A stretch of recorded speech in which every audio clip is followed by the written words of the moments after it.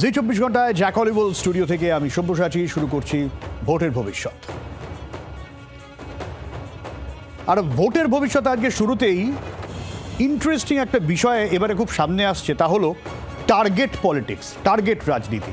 কি প্রত্যেক দলের নেতারা টার্গেট বেঁধে দিচ্ছেন তার সমর্থকদের কাছে। এবার গতবারের থেকে এইবারে এই টার্গেট পলিটিক্সটা যেমন একটু বেশি। যেমন অভিষেক বন্দ্যোপাধ্যায়কে দিয়ে শুরু করি।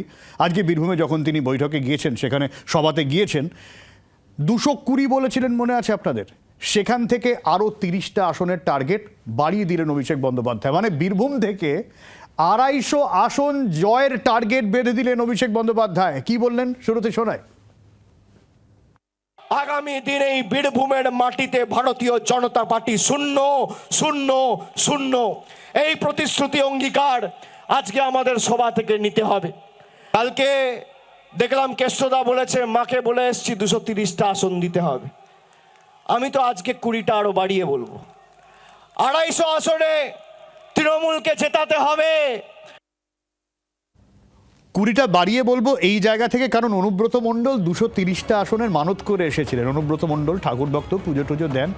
অভিষেক বন্দ্যোপাধ্যায় মোটামুটিভাবে ওই 214-20 এর মধ্যে একটা টার্গেট বেঁধে রেখেছিলেন। এবং সেই জায়গা থেকে অভিষেক বন্দ্যোপাধ্যায় যখন এই টার্গেট ফিক্স করছেন, বিজেপির তরফ থেকেও একই রকমভাবে এই টার্গেট বেঁধে দেওয়া হয়েছে। আমরা আগেও জানি, যেখানে অমিত শাহ সেই গতবার থেকে আপকি বার 200 পারের টার্গেট বেঁধে এইবারে ওই 190-96টার আশেপাশে টার্গেট বেঁধে দিয়ে গেছিলেন। এবার যখন কলকাতা এলে কি বলেছিলেন এবার শোনাই। कमल G24 इस साल 26 के चुनाव के पहले अब सुने नहीं, मैं कहा 2/3 बहुमत के साथ सरकार बनाएंगे, 2/3 मेजोरिटी के साथ सरकार बनाएंगे, तो टारगेट हो ही गया। ওই যে বললাম টার্গেট পলিটিক্স। অমিত শাহ যখন এই কথা বলছেন, তখন শুভেন্দু অধিকারী সেটাকে আরও একটু বাড়িয়ে দিচ্ছেন, 220 করে দিচ্ছেন। চাঁচলের সভায় শুভেন্দু অধিকারী, সেখান থেকে তিনি আরও টার্গেট বাড়িয়ে দিলেন বিজেপি। মানে সবাই টার্গেট বাড়িয়েই যাচ্ছে। কি বলেছিলেন শোনাই। এই রাজ্যের মধ্যে 2 জায়গায় হিন্দুদের সবচেয়ে বড় জোট হয়েছে, হিন্দু আদিবাসীদের। একটা উত্তর মালদায় 85% হিন্দু পদ্মফুলে ভোট দিয়েছে। যদি গোটা রাজ্যে উত্তর মালদাকে দেখে সনাতনীরা একটু এগিয়ে আসে না, 200 নয় 220টা সিটে বিজেপি জিতবে। নিঃসন্দেহে এ নিয়ে একটা প্রশ্ন তোলার অবকাশ আছে যে এই যে টার্গেটগুলো বেঁধে দেওয়া হচ্ছে, একটা তো অঙ্ক থাকে তার, একটা তো সমীকরণ থাকে তার। কোন সমীকরণের নেতারা এই টার্গেট বাঁধছেন? যেমন এই অভিষেক বন্দ্যোপাধ্যায়কে দিয়ে শুরু করলাম, তিনি অনুব্রতর 230কে বাড়িয়ে 250 করে দিলেন। তার আগে নিজেই কিন্তু 214 টার্গেট বেঁধেছিলেন। কি বলেছিলেন শোনাই। 2021-এ তৃণমূল জিতেছিল 214, এবার একটা হলেও আসন বাড়বে। আপনাদের কথা দিতে হবে, সেই একটা আসন যেন এই দক্ষিণ 24 পরগনা থেকে হয়। এবার ভাঙড় তৃণমূল কংগ্রেসকে জিততে হবে, 31 দক্ষিণ 24 পরগনা করতে হবে। 215, 250, 196, 220। আমি এই জায়গা থেকে আমাদের সঙ্গে আজকে রয়েছেন রাজনৈতিক বিশ্লেষক সুমন ভট্টাচার্য। সুমন, এই যে টার্গেট পলিটিক্স হচ্ছে, যে টার্গেট বিষয় হচ্ছে, এটা নেতারা কি অঙ্ক কষে বলছেন, নাকি স্রেফ হাওয়া গরম বলে আমরা ধরে নেব? দেখুন সব্যসাচী, এমনিতেই প্রচন্ড শীত পড়েছে, তার মধ্যে তো সবাইকে একটু বাজার গরম রাখতে হচ্ছে। আর আপনি মাথায় রাখবেন যে নির্বাচন বা এই পুরো প্রক্রিয়াটা মার্চ এপ্রিল জুড়ে হবে। মার্চ এপ্রিলে সাধারণত সবার ইয়ার এন্ডিং হয়, ফলে সবারই সেলস টার্গেট বাড়াতে হয়। সেই অনুযায়ী সবাই সেলস টার্গেট বাড়াচ্ছেন। আর তার সঙ্গে বাস্তব রাজনীতির কোনো সম্পর্ক বা সামনে বসা মানুষদের কোনো সম্পর্ক আছে এরকম নয়। শুভেন্দু অধিকারীর লড়াই হচ্ছে দিলীপ ঘোষের সঙ্গে, আবার দিলীপ ঘোষ ফিরে এসছেন, ফলে তাকে যত জোর দিয়ে হিন্দু সনাতনী শব্দগুলো ব্যবহার করতে হচ্ছে, তাতে আপনি বুঝতে পারবেন যে শুভেন্দু অধিকারীর শুভেন্দু অধিকারী টপকাতে চাইছেন দিলীপ ঘোষকে। পাশে অনুব্রত মণ্ডল বলেছেন যে অমুক সংখ্যা টার্গেট, সেজন্য অভিষেক বন্দ্যোপাধ্যায় তার থেকে আরো 30টা বাড়িয়ে দিলেন। ফলে আমার মনে হয় এগুলো সব মোটিভেশনাল স্পিচ, এগুলোকে রাজনীতির সত্যিকারের পাটিগণিতের সঙ্গে মেলানো উচিত নয়। না, কিন্তু সৌম্যবাবু, যেখানে আগে আমরা দেখেছি যে আবকি বার 200 পারের বক্তব্য ছিল, ঠিক সেই জায়গায় দাঁড়িয়ে বিজেপিও এখানে যখন টার্গেট সেট করছে এবং সেই টার্গেটের অঙ্কটা বাড়িয়ে চলেছেন, তখন তো এটা তো প্রশ্ন হতেই পারে যে বেশ কয়েকবার টার্গেট ফেল করার পর এখন যখন তারা নতুন টার্গেট সেট করছে, কিছু তো একটা অঙ্ক থাকবে, নাকি প্রত্যেকবার এরকম হাওয়া গরমই চলতে থাকবে? সব্যসাচী, আমি তো যতদূর জানি আপনি ভালো ছাত্র। 19টি পার ঘায়েল হয়ে থামলো শেষে বলে তো বাংলা কবিতাই আছে, কবি সুকুমার রায় লিখে গেছিলেন, ঠিক আছে? তো ফলে টার্গেট সেট করা মানে সেই টার্গেটকে পূরণ করতে হবে এমন কোনো মানে নেই। বা আমাদের দেশে এখন যা রাজনীতির অবস্থা, কেউ অমিত শাহকে প্রশ্ন, আপনি যেহেতু 2021-এর উদাহরণটা টানলেন, যদি আপনি মাথায় রাখেন 2021-এ প্রথম 4 দফার ভোট হওয়া পর্যন্ত, অর্থাৎ শীতলকুচিতে গুলি চলার আগে পর্যন্ত অমিত শাহ দিল্লি থেকে রোজ সাংবাদিক সম্মেলন করে বলতেন যে আজকে এতগুলো আসনে ভোট হয়েছে, আমরা এতগুলো আসনে জিতেছি। ফলে সেইটা তো মানে এই যে নিজেকে বাড়িয়ে বলা, এটাতে কিন্তু আমি শুধু অমিত শাহকে দোষ দেব না। আমি আপনাকে মনে করিয়ে দেব সব্যসাচী, 2016 নির্বাচনের প্রথম পর্বেই তৎকালীন সিপিএম এর রাজ্য সম্পাদক সূর্যনারায়ণ মিশ্র বলেছিলেন আমরা ওভার বাউন্ডারি হাঁকিয়েছি, তারপর নিজের কেন্দ্র নারায়ণগড়ে হেরে গেছিলেন। ফলে এটা পলিটিক্সের রেদরিক, মানে এগুলো সব ভাষণ, এগুলোকে খুব সিরিয়াসলি নেবেন না। শীতকালে এগুলো শুনতে ভালো, উত্তেজনা তৈরি করে, সকলের মধ্যে একটা মানে প্রবল শীত বইছে। তো আমরা কলকাতায় আছি, আমার ধারণা বীরভূম বা মালদায় আরো শীত। মালদায় তো ভাগীরথীর ঠান্ডা হাওয়া, সেটাতে নিঃসন্দেহে উত্তপ্ত করবার জন্য শুভেন্দু অধিকারীকে অনেক না, কিন্তু সুবর্ণা, এটা নিয়ে আমরা প্রশ্ন তুলছি এই জায়গা থেকে, কারণ এইবার তো একটু হাওয়াটা অন্য রকম। কারণ এসআইআর আগেও হয়েছে নিঃসন্দেহে, কিন্তু এত চর্চা, এত বিরোধিতা, এত হইচই এটা কিন্তু আগে হয়নি। আজকেই আমি আপনার বক্তব্য নিচ্ছিলাম, যেখানে আমি 6:30টায় নির্বাচন কমিশনের সঙ্গে রাজনীতির যে বিরোধ সেটা নিয়ে শো করছিলাম, সেখানেই পড়াশোনা করতে করতেও দেখলাম এই যে টার্গেট ফিক্স করার বিষয়টা, যেরকম বাম আমলে সায়েন্টিফিক রিগিংয়ের অভিযোগ উঠেছে, তৃণমূলের বিরুদ্ধে অভিযোগ উঠেছে ইভিএমে কারচুপি, র্যাগিং করা, ভোট কারচুপি, এবং এখন আবার তৃণমূল অভিযোগ তুলছে বিজেপির বিরুদ্ধে ওই তালিকার কারচুপি, যেখানে তালিকাতে সব কিছু হয়ে যাবে। কিছু একটা ব্যাপারের ওপর ভিত্তি করে কি এই সমস্ত কাজকর্ম করছে? এবং বিজেপির যা কনফিডেন্স দেখছি, সেটা কি আপনি আগের মতোই এবারেও একই রকম ওই ম্যাট্রিক পাশের মতোই বিষয়টা রাখবেন, নাকি একটু হলেও হাওয়া অন্য রকম বলে আপনার মনে হয়? দেখুন, আমার মনে হয় না যে হাওয়া খুব অন্যরকম। খুব অন্যরকম হলে আপনি বিজেপির যে বাকি যে সিস্টেমগুলো, সেগুলো যেভাবে কাজ করতে শুরু করতে এখনো সেরকম দেখা যাচ্ছে। বিজেপি এখন, এটা ঠিক যে আপনি বলেছেন যে বিজেপির এবারের নির্বাচনে মূল অস্ত্র সা, কিন্তু মালদায় দাঁড়িয়ে শুভেন্দু অধিকারী যা বললেন, ধরে নেওয়া যাক তর্কের খাতিরে আপনি ধরুন যে আমি আপনাকে মনে করাবো ঠিক এই মালদাতেই দাঁড়িয়ে প্রধানমন্ত্রী নরেন্দ্র মোদী 2024-এর লোকসভার আগে হিন্দুদেরকে একত্রিত করবার জন্য মঙ্গলসূত্রের কথাটি বলেছিলেন। তাতে আমরা দেখলাম যে তাতে কোনো লাভ হলো না, বরং মানে কংগ্রেসের ঈশা খান চৌধুরী আবার সিটটা জিতে গেলেন। ফলে আমার মনে হয় যে পলিটিশিয়ানরা যখন কথাটা বলেন, সেটা 3টে অডিয়েন্স থাকে। একটা অডিয়েন্স হচ্ছে, যেটা আমি প্রথমেই বলেছি, দলের মধ্যে যে বিরুদ্ধ গোষ্ঠী, অর্থাৎ শুভেন্দু অধিকারীকে ভাবতে হচ্ছে যে আমি দিলীপ ঘোষের চাইতে ছাপিয়ে যেতে পারছি তো। দ্বিতীয়টা যেটা বলেন যে দলের যেটা বেসিক ক্যাডার বেস, আমরা বুঝতাম না আগে সিপিএম এর গৌতম দেব কেন এত উত্তেজিতভাবে কথা বলতেন, উনি নিজের ক্যাডার বেসকে চাগানোর চেষ্টা করতেন। তৃতীয়টা, অর্থাৎ সত্যিকারের যে ভোটার, তারা যে এইসব রেদরিকে প্রভাবিত হন না, সেটা আমরা অনেকগুলো উদাহরণ দিয়ে দেখেছি। আপনি যে উদাহরণটা দিলেন যে 2024-এ অমিত শাহ বলেছিলেন 35টা আসন চাই, শেষ পর্যন্ত 12তে থামতে হয়েছিল, এবং তখনই শুভেন্দু অধিকারীর প্রতিদ্বন্দ্বী দিলীপ ঘোষ বলেছিলেন যে শুভেন্দু অধিকারী বা বিজেপির নেতৃত্ব কি জেতা সিট হারার জন্য আমাদের আসন বদলালো, না হারা সিট জেতার চেষ্টা করছে? একদমই একদমই। আমি এই জায়গা থেকেই এই যে বললাম একটু এবার একটু অন্যরকম হাওয়া, বিশেষ করে এসআইআর নিয়ে যা সব কাণ্ড কারখানা চলছে। আজকে যেমন অভিষেক বন্দ্যোপাধ্যায় বলা ভালো বোমা ফাটালেন রীতিমতো, যেখানে শুনানির জন্য অমর্ত্য সেনকে ডেকে পাঠানো হয়েছে এমনটাই কথা তিনি বললেন। অমর্ত্য সেনকে কি বলেছেন তিনি এই শোনায় একবার। এসআইআরে আমি আস্তে আস্তে শুনছিলাম, হায় রে পোড়া কপাল, অমর্ত্য সেনকে হিয়ারিং এর নোটিশ পাঠিয়েছে। ভারতবর্ষের জন্য নোবেল পুরস্কার জিতে এনেছে, দেশের নাম যে বিশ্বসভায় বিশ্ববন্দিত করেছে,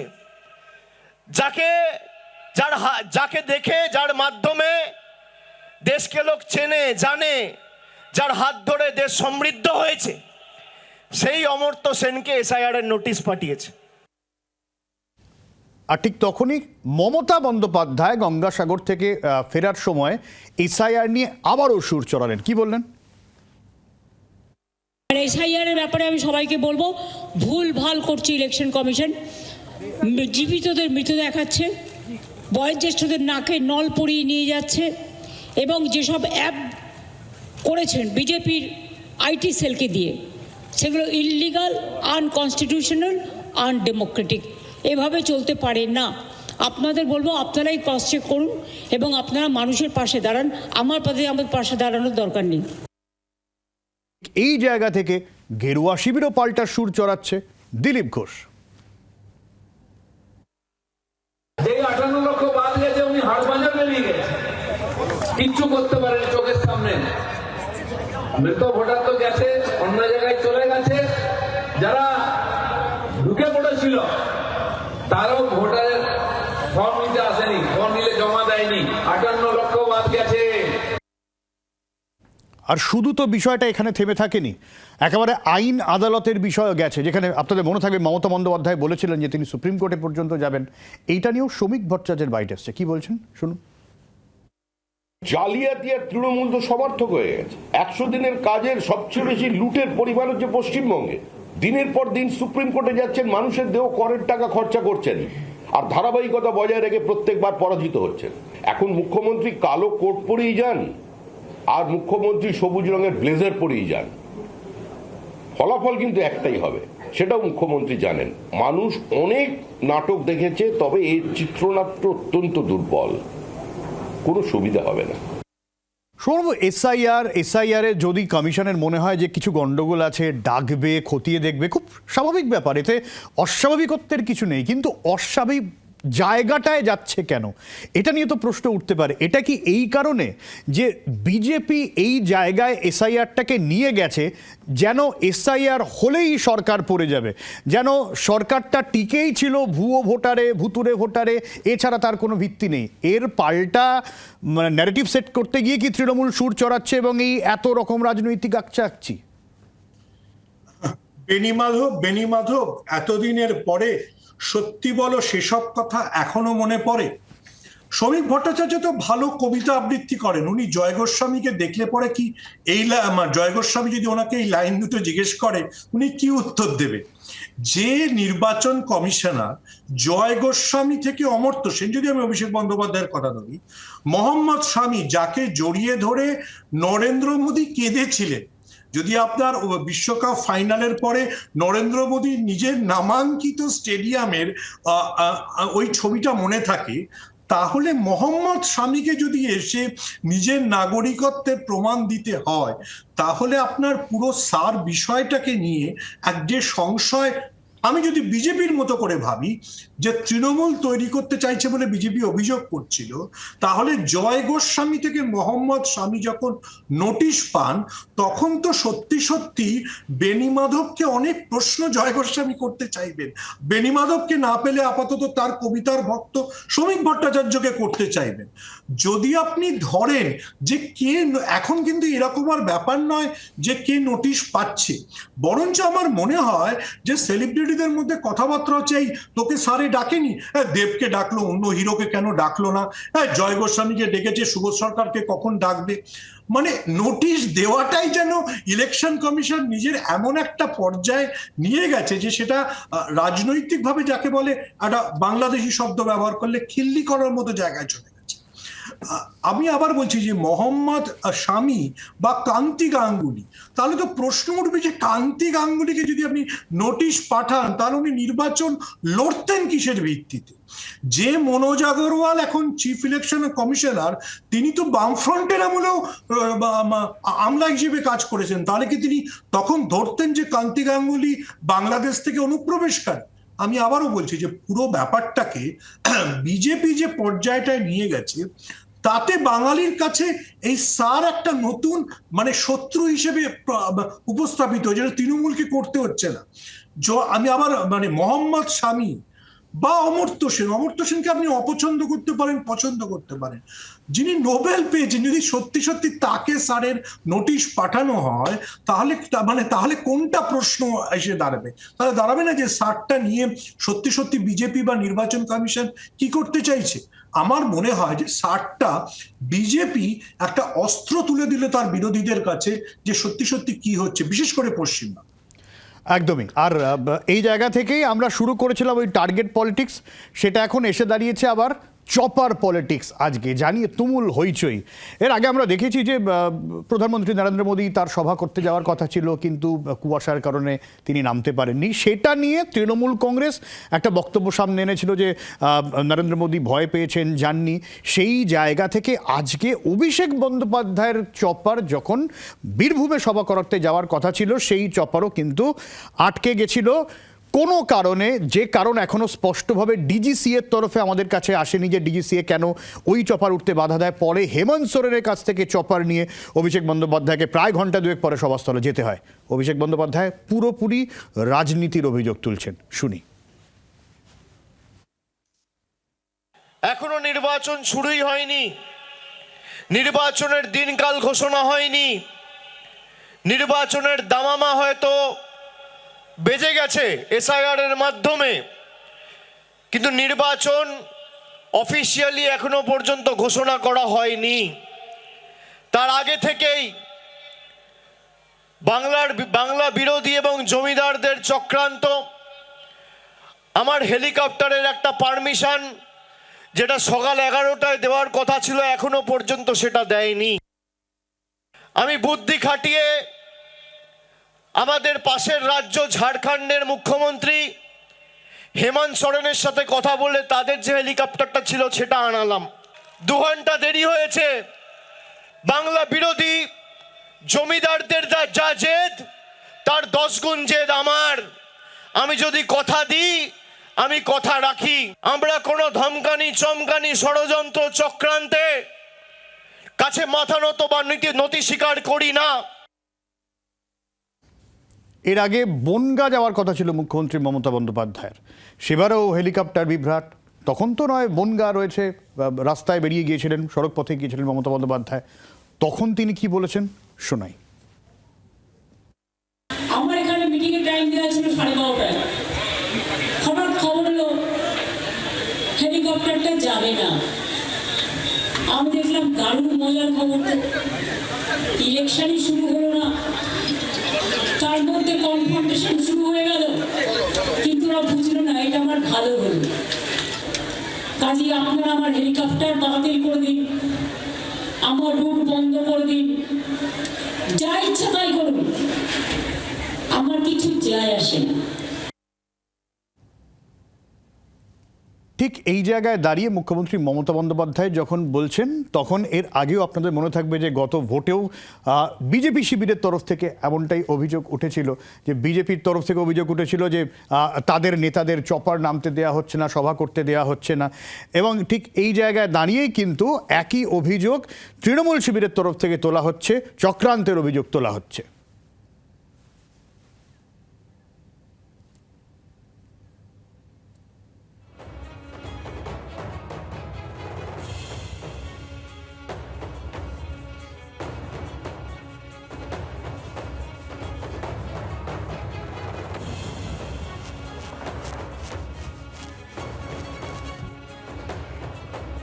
একটু গুরুত্বপূর্ণ খবরে চোখ রাখবো। সুমন দাকে অনেক ধন্যবাদ। আপাতত সুমন ভট্টাচার্য রাজনৈতিক বিশ্লেষক আমাদের সঙ্গে ছিলেন। এই মুহূর্তে যে বড় খবর আসছে, 8ই জানুয়ারি মুখ্য নির্বাচন কমিশনার তিনি সব সিইওদের সঙ্গে বৈঠকে বসছেন, মুখ্য নির্বাচনী আধিকারিকদের সঙ্গে বৈঠকে বসছেন জ্ঞানেশ কুমার। কি আপডেট অর্কদীপ্ত দেবে। অর্কদীপ্ত। শুভশ্রী, দেখো, জরুরি ভিত্তিতে এই বৈঠক ডাকা হয়েছে। আগামী 8ই জানুয়ারি সকাল 11টা থেকে এই বৈঠক হবে। সমস্ত রাজ্যের সিইওদের নিয়ে মুখ্য নির্বাচন কমিশনার জ্ঞানেশ কুমার এই বৈঠক ডেকেছেন এবং ফুল বেঞ্চ সেখানে উপস্থিত থাকবে। কি কারণে এই বৈঠক এখনো পর্যন্ত সেটা পরিষ্কার নয়, কিন্তু জরুরি ভিত্তিতে ডাকা হয়েছে। দেখো, এখনো কিন্তু মুখ্য নির্বাচনী আধিকারিক পশ্চিমবঙ্গে তিনি গতকাল এবং আজ দিল্লিতে ছিলেন। আজকে রাতে তার কলকাতায় ফেরার কথা এবং আগামীকাল রাতে ফের হয়তো তিনি চলে যাবে, কারণ পরশুদিন সকাল থেকে বৈঠক রয়েছে। এবং অত্যন্ত গুরুত্বপূর্ণ, বিশেষ করে যে সমস্ত স্টেটগুলো ইলেকশন বাউন্ড, সেই সমস্ত স্টেটগুলোর জন্য অত্যন্ত গুরুত্বপূর্ণ। এবং কেন এই বৈঠক ডাকা হচ্ছে সেটার কারণ কিন্তু একাধিক হতে পারে। হয়তো আর আমরা জানতে পারবো কি কারণে এই বৈঠক ডাকা হয়েছে। তবে যে রাজ্যগুলো এসআইআর চলছে এই মুহূর্তে এবং যে রাজ্যগুলো ইলেকশন বাউন্ড, তাদের জন্য কিন্তু আলাদা করে এটা তাৎপর্যপূর্ণ। অনেক ধন্যবাদ অর্কদীপ্ত।